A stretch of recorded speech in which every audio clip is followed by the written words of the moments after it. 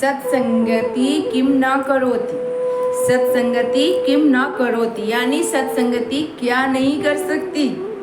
सत्संगति का शाब्दिक अर्थ है अच्छी संगति।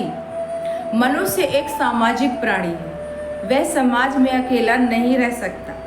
उसे अपने सुख दुख बांटने के लिए कोई सहारा चाहिए और वह सहारा पाता है दूसरों का साथ पाकर। इसे ही संगति कहा जाता है। यदि मनुष्य के जीवन पर गहरा प्रभाव पड़ता है, वह जिस प्रकार की संगति करता है उससे अवश्य प्रभावित होता है। रहीम का भी कहना है, सत्संगति का सबसे बड़ा लाभ यह है कि इससे व्यक्ति का जीवन श्रेष्ठ बनता है। सच्चे मित्र अपने साथी को कभी भी राह से भटकने नहीं देते। अच्छे मित्र ही दुख सुख के सच्चे साथी होते हैं।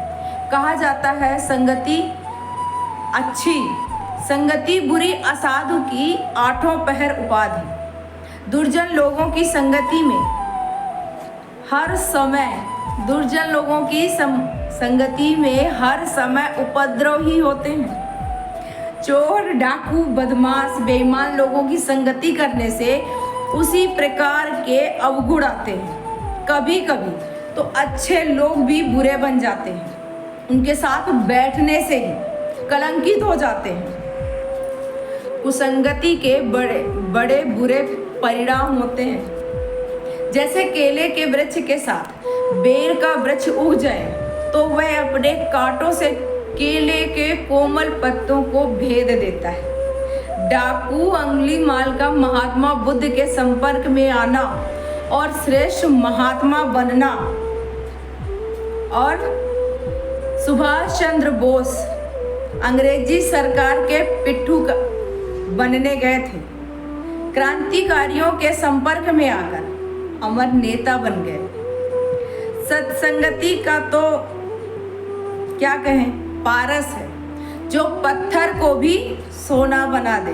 सत्संगति से हमारा चरित्र अच्छा और पवित्र होता है। हमारे बुरे कर्म हमेशा हमेशा के लिए छूट जाते हैं, क्योंकि गुण और दोष स्वभाव से कम, संगति से अधिक आते हैं। सत्संग से बुरा आदमी भी अच्छा बन जाता है, और तुलसीदास ने भी कहा है, सठ सुधरहि सत्संगति पाई, कुसंगति काम क्रोध लोभ मोह और बुद्धि भ्रष्ट करने वालों की जननी है। महाबली भीष्म, धनुर्धर द्रोण और महारथी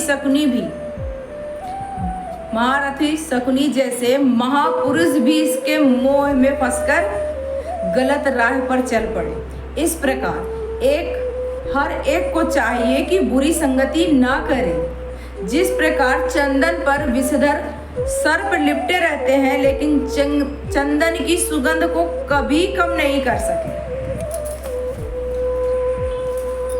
ठीक वैसे ही यदि हमें कभी भी बुरे का साथ मिल भी जाए तो उसकी बुराई को दूर करने का प्रयास करना चाहिए, ना कि स्वयं उसमें लिप्त हो जाए। सत्संगति कुंदन है, इसकी प्राप्ति के बाद कांच के समान मानव भी हीरे के समान चमक उठता है।